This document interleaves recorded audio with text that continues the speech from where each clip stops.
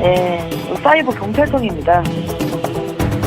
예, 안녕하세요. 시티캡탈 강현팀입니다.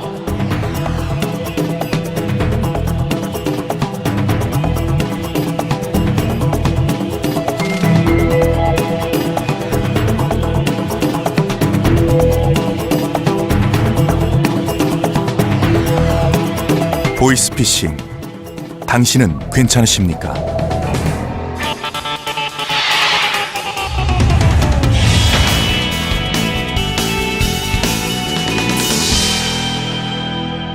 안녕하세요. SBS 아나운서 윤현진입니다. 최근 전화 금융 사기로 피해를 입은 사람이 크게 늘어나고 있습니다. 피해 대상은 주부, 노년층은 물론 대학생, 직장인, 유명인 등 남녀노소 가리지 않고 확대되고 있는 데다 사기의 수법 역시 교묘하게 진화되고 있는데요. 누구나 당할 수 있는 전화 금융 사기, 그것에 대해 알아보겠습니다. 금융사기의 종류에는 전화로 개인정보를 낚아올리는 보이스피싱, 컴퓨터를 악성 코드에 감염시켜 금융사이트를 피싱 사이트로 연결하는 파밍, 전화나 문자로 대출 상담 혹은 알선을 가장하는 대출빙자 사기, 문자메시지를 통해 악성 코드를 유포한 후 소액 결제로 유도하는 스미싱이 있습니다. 이 중에서 최근 보이스피싱이 더욱 기승을 부리고 있습니다. 전화를 걸어 목소리만으로 상대를 속이고 개인정보를 낚시해 돈을 빼앗는 보이스피싱. 어떻게 그런 범죄가 가능할까요? 보이스피싱의 특징은 우선 수사기관 및 금융기관을 사칭한다는 점입니다. 그리고 심리적으로 압박받을 수 있는 전문 용어나 거짓 내용, 협박 등을 사용합니다. 사람들은 그런 전화를 받으면 순간적으로 당황하게 되고 보이스피싱에 당하기 쉽습니다. 20, 30대가 피해자의 60%가 넘는다는 놀라운 통계도 있습니다. 그들은 조직적으로 역할을 분담하여 범죄를 진행하고 경찰의 검거를 피하기 위해 대포폰이나 대포통장을 이용해 신분을 감춥니다. 2013년 991억 원, 2014년 1637억 원, 2015년 상반기 992억 원. 보이스피싱으로 인한 피해 현황입니다. 서민의 가게를 파탄으로 내몰고 있는 보이스피싱. 이제 더 이상 당하고 있을 수만은 없습니다.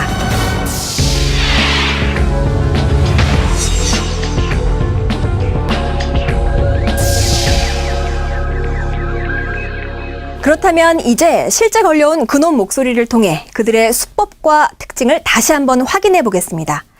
기관을 사칭해 보이스피싱을 시도한 그놈 목소리 들어보시죠. 몇 개월 안 걸리고 당일로 해서 시간은 대략 30분에서 50분 정도 걸린다고 제가 말씀드렸었잖아요. 그러면 중간에 해지했던 이런 이력이 없어지면서 다시 적금 상태로 돌아간다는 거예요. 이해 안 되십니까? 그러면 제가 은행에 가서 어떻게 말씀드려야 되는가요?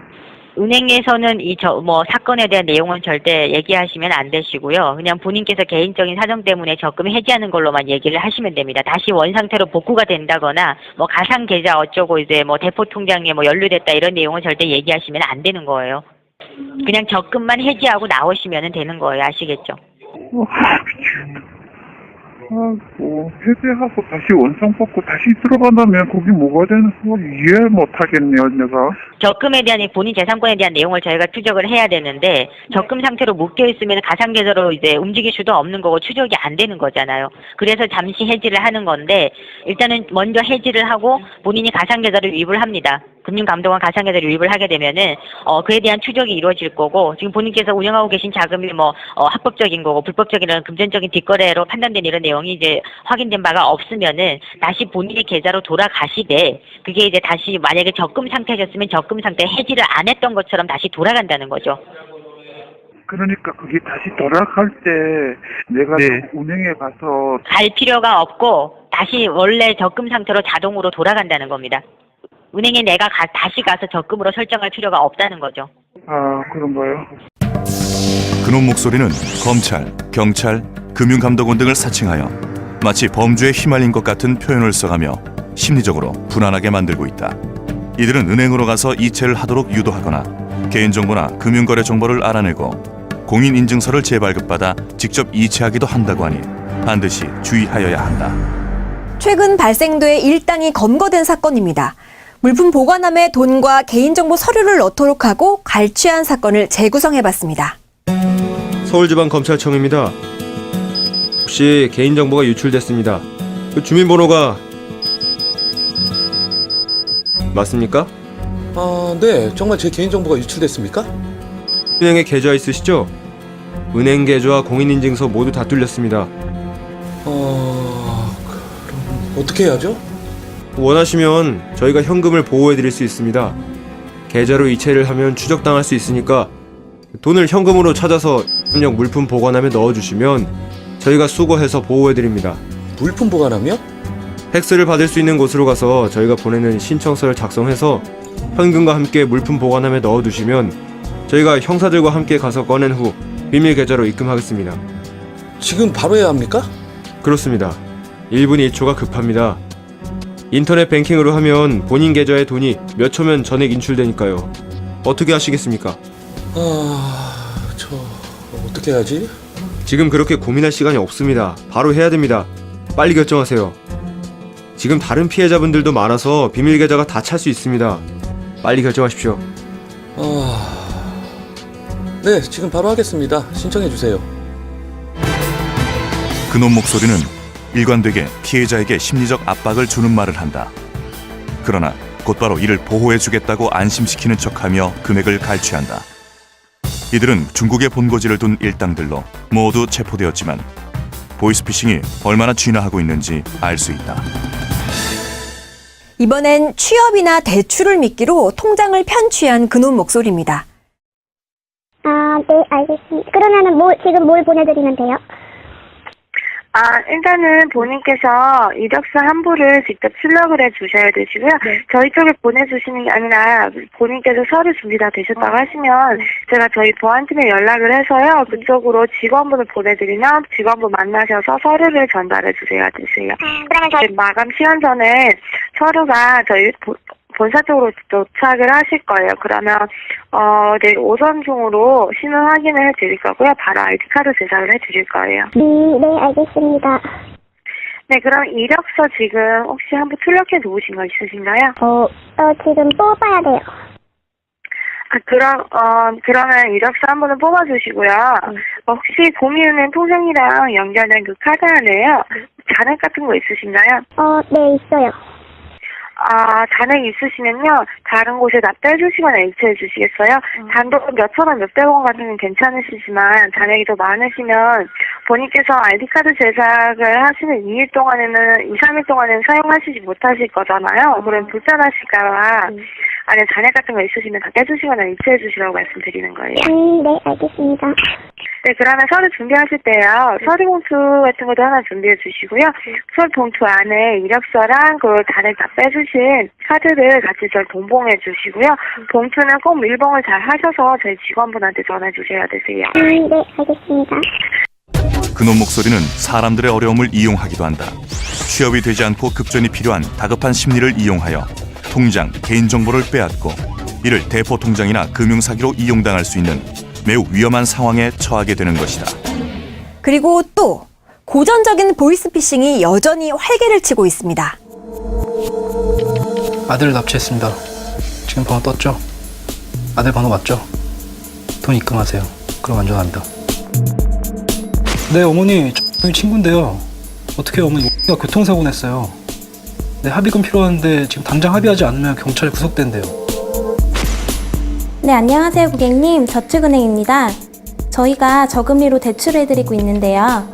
선수수료를 넣으시면 수수료 일부 돌려드리면서 돈을 대출해드립니다. 그놈 목소리가 뻔한 고전적인 수법으로 다가와도 계속해서 피해자가 생기는 것은 기본적으로 사람의 심리를 노린 범죄이기 때문일 겁니다. 설마 내가 당하겠어라는 안이한 대처는 절대 금물이고요. 늘 경계하며 확인하고 예방하는 것이 보이스피싱의 피해를 줄이는 최우선의 방법입니다.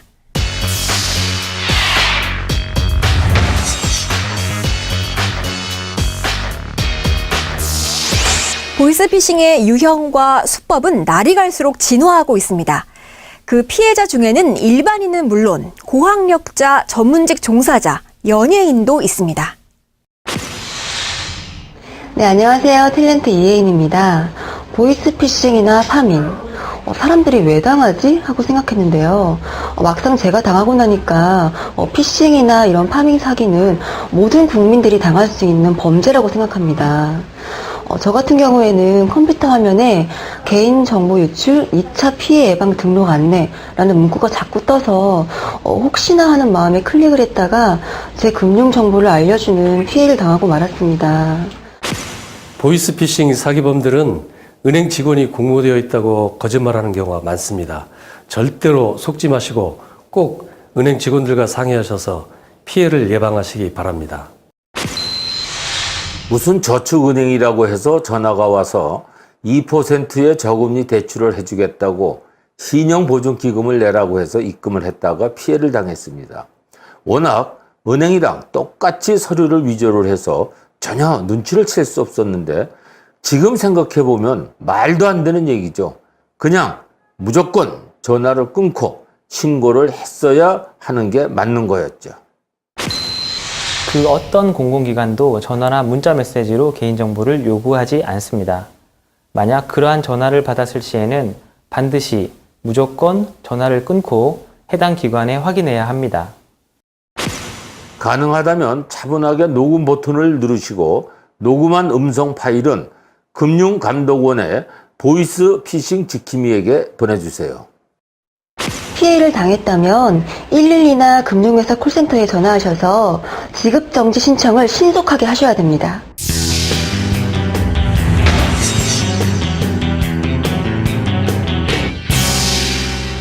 2006년 최초로 발생한 금융사기는 현재까지 총 52,451건. 그 피해액은 무려 5,731억 원입니다. 정말 어마어마한데요. 이렇게 당한 피해, 환급받거나 보상받을 수는 없는 걸까요? 사기범에게 속아서 현금을 이체한 경우에는 송금 이체한 금융회사에 신속하게 지급정지 조치를 취하시고 남은 금액에 대해서는 피해구제 신청서를 금융회사에 제출하시면 소송 없이 특별법에 따라서 채권 소멸 절차 등을 진행한 후에 2달 반 이내에 환급을 받으실 수 있습니다. 은행에서는 고객 보호를 위해 보이스피싱을 당한 경우라도 일정 금액을 보상해주는 안심통장 서비스를 제공하는 것도 있으니 이 서비스를 이용해 보시는 것도 좋은 방법입니다. 일단 피해를 당했다면 가장 먼저 경찰청에 신고를 하고 지급 정지를 요청해야 합니다. 그 다음 피해 구제와 관련된 상담이나 환급 신청은 금융감독원에 문의하시면 친절히 안내받을 수 있습니다. 여러분은 괜찮으십니까? 남녀노소, 직업 불문. 우리 국민을, 내 가족을, 나를 노리는 보이스피싱. 피해를 보지 않기 위해서는 그 수법을 미리 숙지하시고 일단 전화를 받으시면 단호하게 끊으시는 것이 최선의 방법입니다. 보이스피싱 등 금융사기를 당하셨다면 반드시 경찰청 112나 금융감독원 1332에 신고해서 더 큰 피해를 막으시기 바랍니다. 피싱 사기 피해 예방만이 최선의 방법입니다.